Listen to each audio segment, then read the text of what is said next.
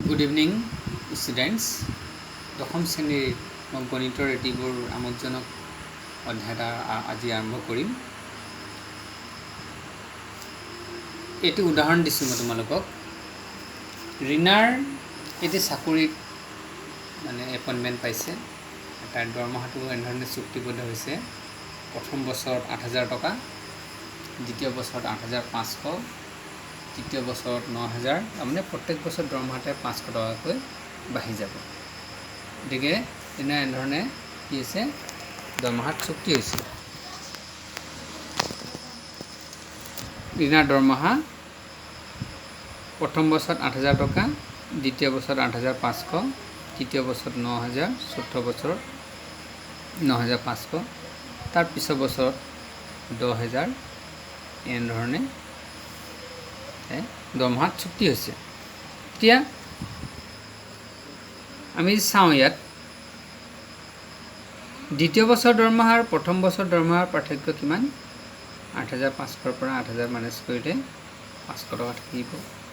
তৃতীয় বছৰ আৰু দ্বিতীয় বছৰ দৰমহা পাৰ্থক্যও 500 টকা। চতুৰ্থ বছৰ আৰু তৃতীয় বছৰ দৰমহা পাৰ্থক্যও 500 টকা। এনেধৰণে পঞ্চম বছৰ আৰু চতুৰ্থ বছৰ দৰমহা পাৰ্থক্য 500 টকা। মানে প্ৰতিটো পাৰ্থক্য সমান, তাৰমানে অন্তৰ সমান। প্ৰতিটো বছৰৰ দৰমহাৰ অন্তৰ সমান 500। গতিকে এনেধৰণে সমান অন্তৰ থকা এটা চানেকি বা এটা আৰ্হি, এইটো আমি গণিতত ইয়াক আমি কি বুলি কওঁ, সমান্তৰ প্ৰগতি। আমি আজি আলোচনা কৰিবলগীয়া যিটো গণিতৰ যিটো অধ্যায়, সেইটো হৈছে কি, সমান্তৰ প্ৰগতি।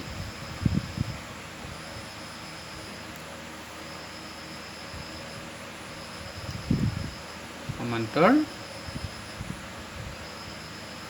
প্ৰগতি।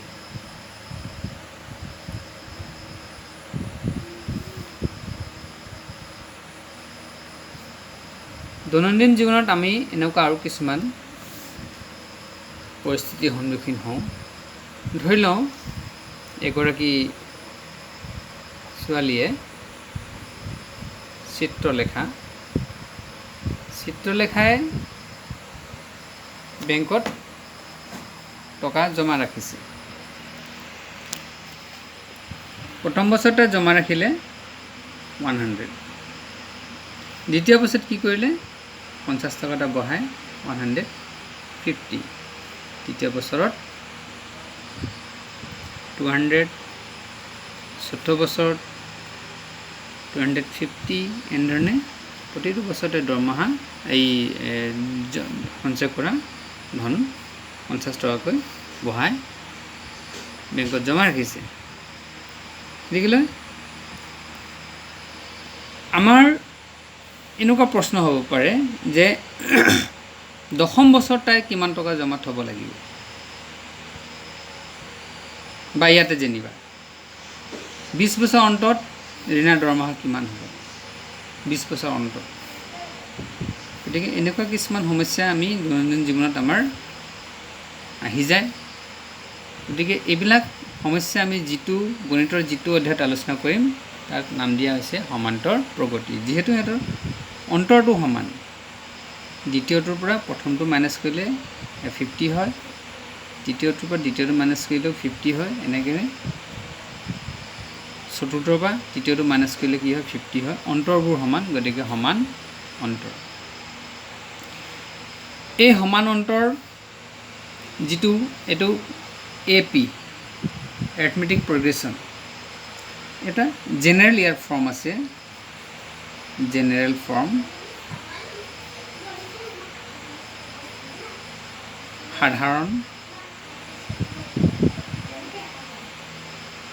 গঠনটো ইয়াৰ এনেধৰণৰ হ'ব। প্ৰথম পদটো A বুলি ক'ম, দ্বিতীয় পদটো হ'ব A+D, তৃতীয় পদটো হ'ব A+2D, চতুৰ্থ পদ হ'ব A+3D। এইটো হৈছে ইয়াৰ সাধাৰণ গঠন বা general form of N arithmetic progression. এই ডিটো হৈছে আমাৰ ইয়াৰ ক্ষেত্ৰত ডি হৈছে ঋণাত্মকৰ ক্ষেত্ৰত ডিটো হ'ব কিমান 500 চিত্ৰলেখাৰ ক্ষেত্ৰত ডি হ'ব কিমান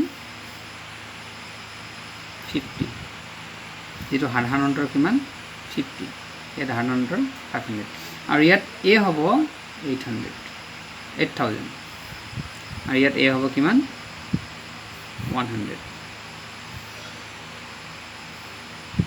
এইটো দ্বিতীয়টোৰ পৰা প্ৰথমটো বিয়োগ কৰিলে কি ওলাব ডি ওলাব আমি কৰি চাওঁ ইয়াতে a plus d minus a is equal to d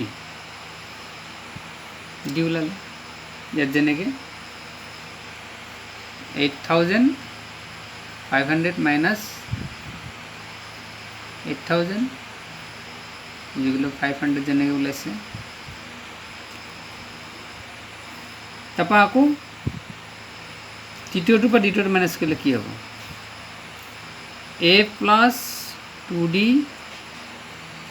minus a plus d এটা মাইনাছ কৰিলে কি ওলাব a plus 2d minus a minus d a cancel 2d minus d is equal to d ইয়াত 900 এটা হচ্ছে তৃতীয় পদ ইয়াৰ জন্য তৃতীয় পদ 2 a plus 2d ইয়াত তৃতীয় পদ 900 minus 9000 আৰু 8500 এটা হচ্ছে d ইয়াৰ ক্ষেত্ৰত d 500 ইয়াত d হৈছে 50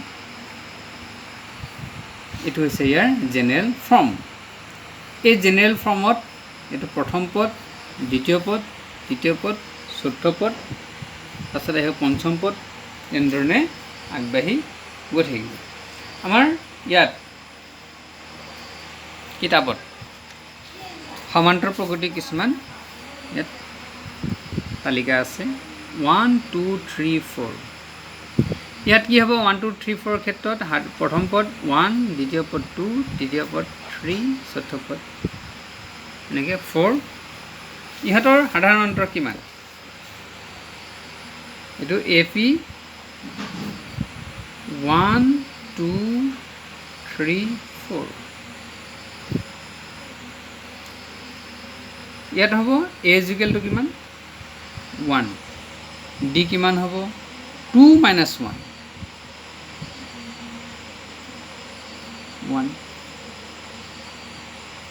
ইয়াত হ'ব d কিমান হ'ব 2 minus 1 বা 3 minus 2 এইটো 3 minus 2 এইটো 1 এ ওলাব বা 4 minus 3 এইটো বি 1 ওলাব তাৰমানে d ইকুৱেল টু ইয়াত হ'ব কিমান 1 হ'ব সেকেন্ড ইয়াত এটা ইয়াত দিছে ইয়াতে 170 40 10 170 40 10 ইয়াত বিচাৰ কৰিছোঁ a কিমান হ'ব 100 d কিমান হ'ব দ্বিতীয়টোৰ পৰা প্ৰথমটো বিয়োগ কৰিব লাগিব 70 minus 100 1 minus 30 বা 40 minus 70 40 minus 70 it is also minus 30 10 minus 40 it is also minus 30 গতিকে ইয়াত সাধাৰণ অন্তৰ হ'ব d minus 30 আমি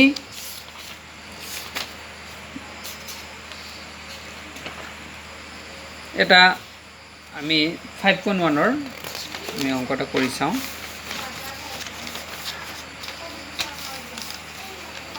arithmetic progression or lesson 5.1 ৰ আমি এটা অংক কৰি চাওঁ a ইকুৱেল দিয়া আছে 10 আৰু d ইকুৱেল দিয়া আছে 10 এই অংকটোত আমি কি কৰিব লাগে প্ৰথম চাৰিটা পদ লিখিব লাগে AP টোৰ প্ৰথম চাৰিটা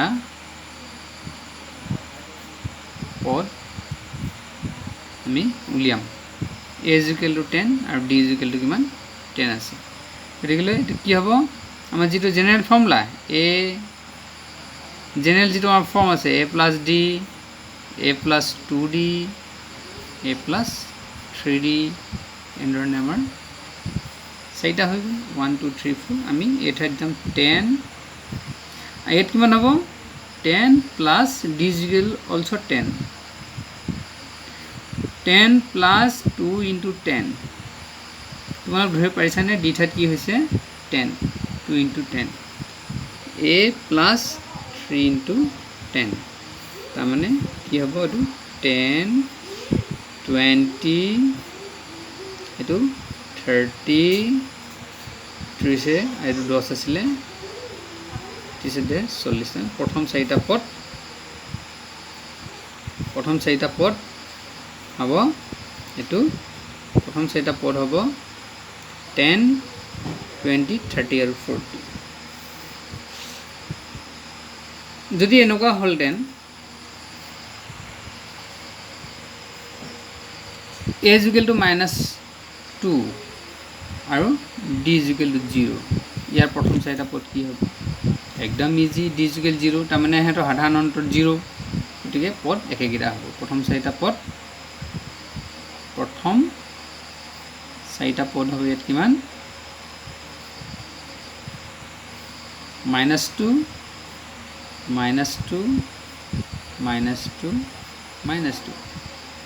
যেহেতু ইয়াত d is equal 0 এটা সাধাৰণ অন্তৰ 0 গতিকে এটো 0 হ'ল -2 plus 0 -2 হ'ব এটো 0 হৈ গ'ল 2 into 0 এটো 0 হৈ গ'ল এটো -2 হ'ব ঠিক একেধৰণে এটো কি হ'ব 0 হ'ব আৰু এনেকুৱা ধৰণৰ কোৱেশ্চন আহি যাব পাৰে ইয়াৰ প্ৰথম পদ আৰু সাধাৰণ অন্তৰ নিৰ্ণয় কৰা প্ৰথম পদ আৰু সাধাৰণ অন্তৰ নিৰ্ণয় কৰিব লাগে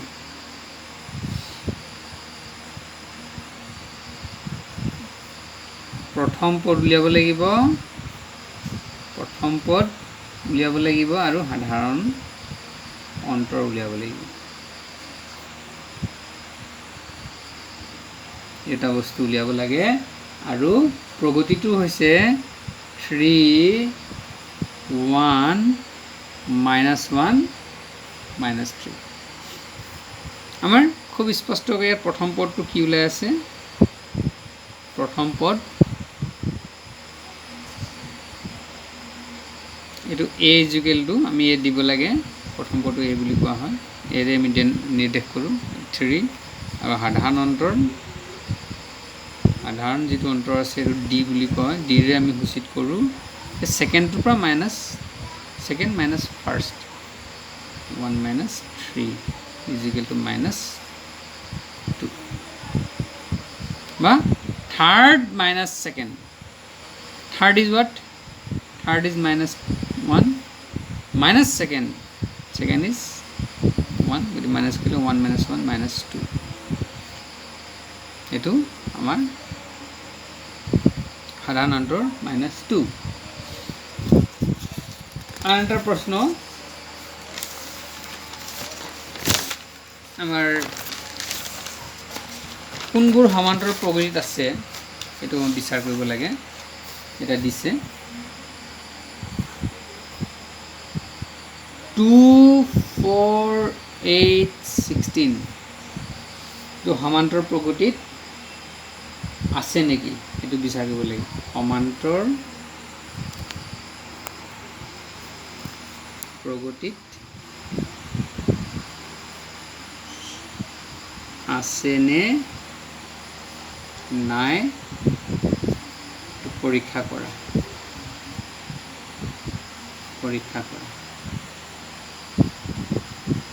এটো কৰিব কাৰণে আমি কি কৰিব লাগিব সাধাৰণ অন্তৰটো উলিয়াব লাগিব সাধাৰণ অন্তৰ কিমান হ'ব ইয়াত 4 - 2 is equal to 2 8 - 4 is equal to 4 16 - 8 is equal to 8 মানে দ্বিতীয়টো পৰা প্ৰথমটো বিয়োগ কৰিলে আমি ওলালে কিমান 2 ওলালে তৃতীয়টো পৰা দ্বিতীয়টো বিয়োগ কৰিলে কি ওলালে 4 ওলালে গতিকে এইটো নহ'ব। এইটো সাধাৰণ অন্তৰটো কি হৈ গ'ল? বেলেগ হ'ল। সাধাৰণ অন্তৰ বেলেগ হ'লে এইটো সমান্তৰ প্ৰগতি নহয়। গতিকে এইটো সমান্তৰ প্ৰগতি গঠন নকৰে।